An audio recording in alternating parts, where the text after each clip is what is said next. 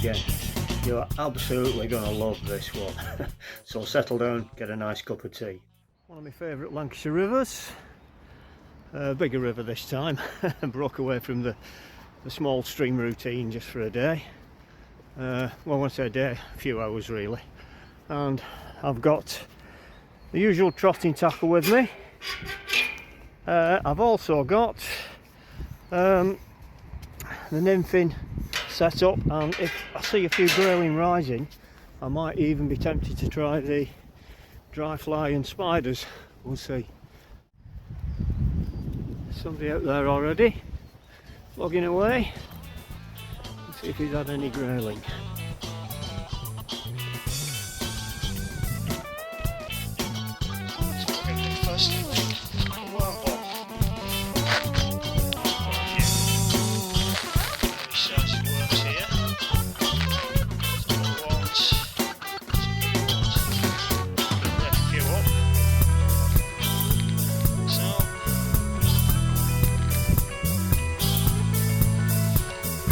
Sound.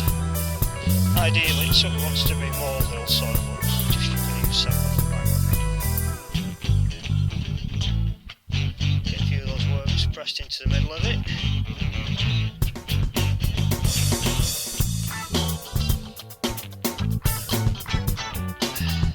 Close it up. And get it out into the swim.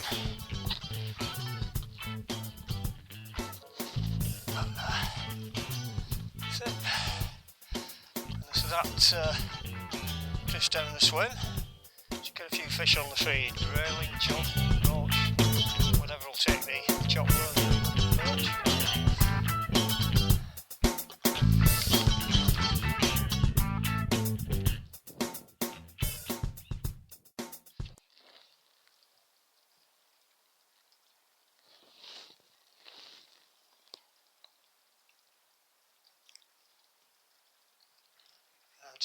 Yeah, fish rising down there. Might be possible to try a dry fly.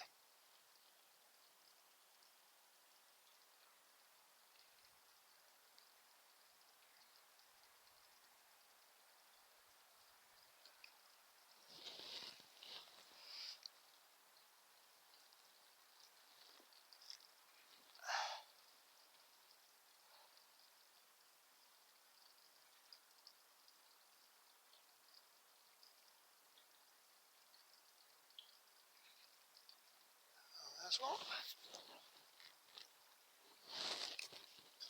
That's a trout or a grayling, I can't be sure at the moment.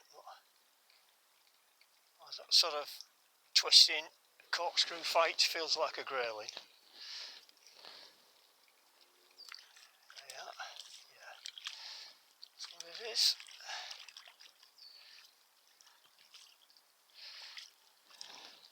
So it seems there's a lot of grayling just here.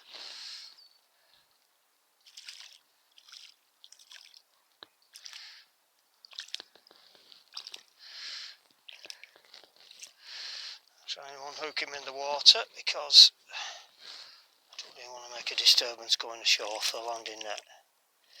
Just keep still for a second and away.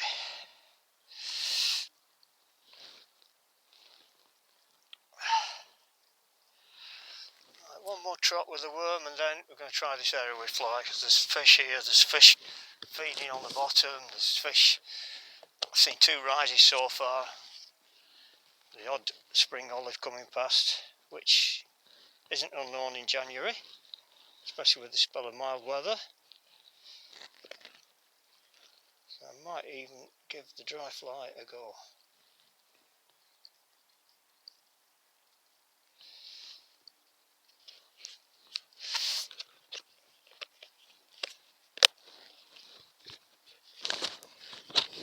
No maggots this time, we're just fishing on worms.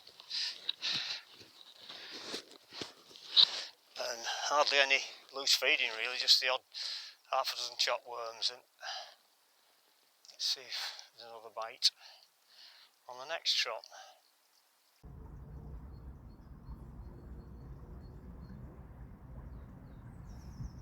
Right, so this time I didn't bother buying any maggots, I just took worms and the fly tackle. And the reason, apart from me being a compulsive skinflint, was it was just too easy on this session I had before Christmas. Once I'd found the grayling, they were just giving themselves up with the maggots. So I thought, make it a little bit more challenging, I'll stick to worm, and again I'll spend a bit more time with the fly fishing, both on the deep nymph and possibly spiders and dry fly if I could find anything rising.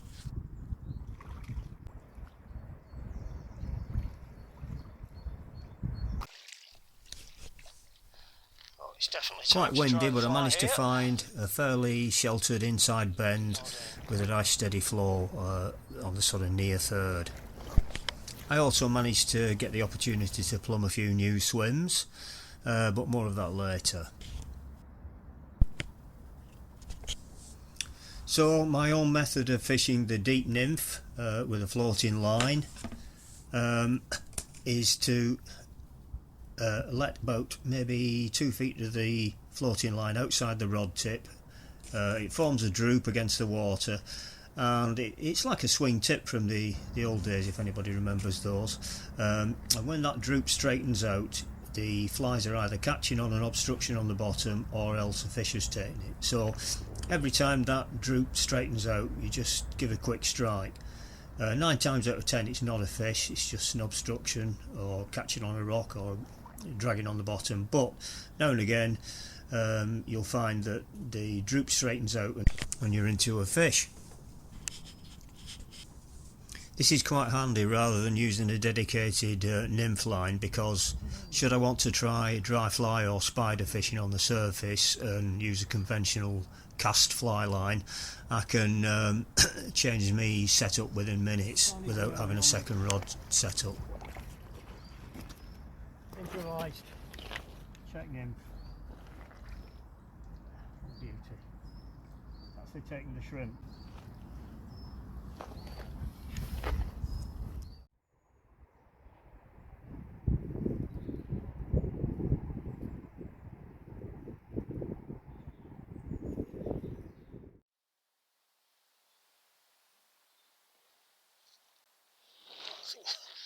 That's another grayling by the feel of it.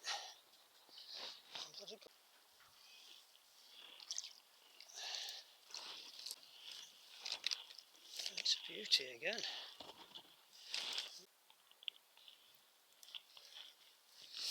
Let's get the hook up. Very bonny fish. Lovely. And this is quite a surprise, catching a sea trout, apparently a fresh one, only a small one, but bright silver and an absolutely crazy fight. Couldn't really be a spent fish that had spawned and dropped back because they'd been in much poorer condition.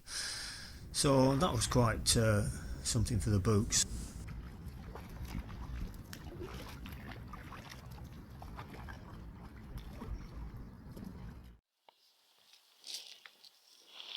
I also had another sea trout later on, a larger one, which again I got the impression it was a fresh fish, very firm and in good condition, and quite a dogged fight.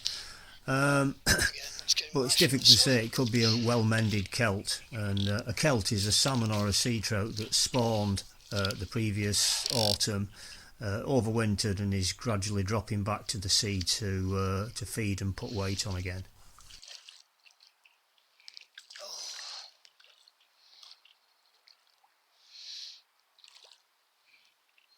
Look at that.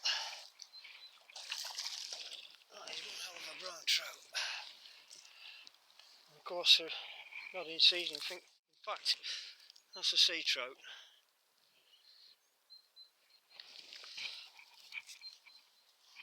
For my money, that's a sea trout.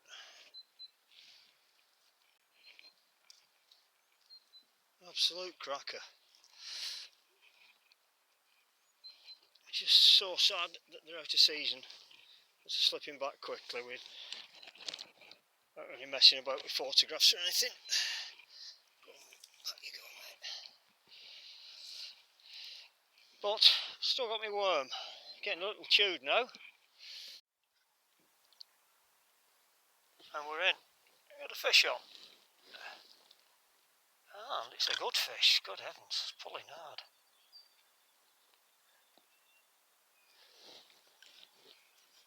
It doesn't feel like a trout, it feels like a chub or a grayling, I think. It's a good grayling. Look at that. Oh, it's not, it's a big trout. Oh, he's off. Wow. That was a trout of 5 or 6 pounds. Good God. Hellfire.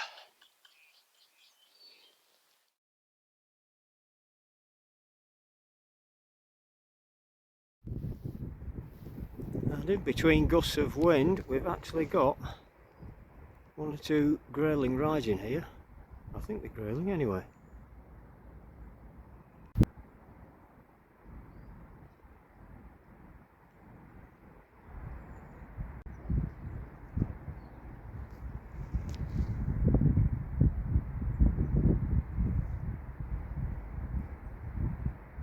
Yeah, we've got olives hatching. You can see the flies there on the surface, dancing about. This is good. So I'm actually going to start off with the dry fly. I know it's only midwinter, but the sun's come out, it's mild, and there's a little sheltered spot from the wind, well, from the worst of the wind here. And I've seen 1 or 2 telltale dimples on the surface and a few olives hatching, so the grayling are here and they're willing to feed on the surface by the looks of things. So it's a rare opportunity for some winter dry fly or spider fishing. I'm going to try spiders first.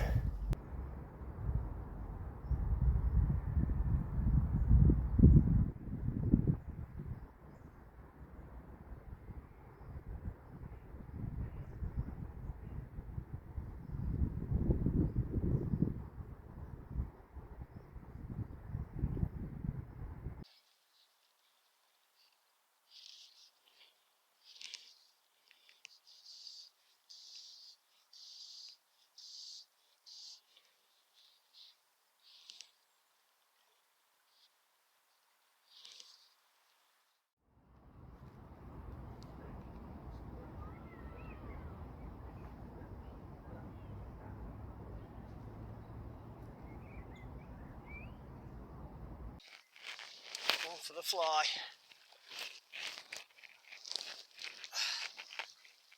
Awesome, it's a good fish. There we go. Last minute, absolute cracker on the fly. Got a bit of a deformed jaw, I think, but there we go. He's got me nymph well and truly in his scissors. Absolute beauty, that. Look at that. Get the nymph out. The brown trout in the river, some quite large ones as well, were starting to get active and intercept the bait before the grayling could get to it. Often happens round about February, especially if the weather's been mild for some time during the winter. And for me it marks the end of the grayling fishing, because I don't really want to be catching out of season trout. I know the winter's been quite soft and they're in quite good condition, but they're still out of season, and it's unfair to exploit them. Even catch and release, you shouldn't really be catching out of season fish if you can avoid it. Anyway, thanks for watching the video, and I hope you liked it. If you did, please subscribe, share, and give us a bit of a thumbs up. Now, I'm afraid I can't accept comments on this one. It's due to the rules of the fishing club. But if you want to discuss anything with me regarding the video, please feel free to send me a PM on Facebook. Okay, thank you very much for watching. See you again soon.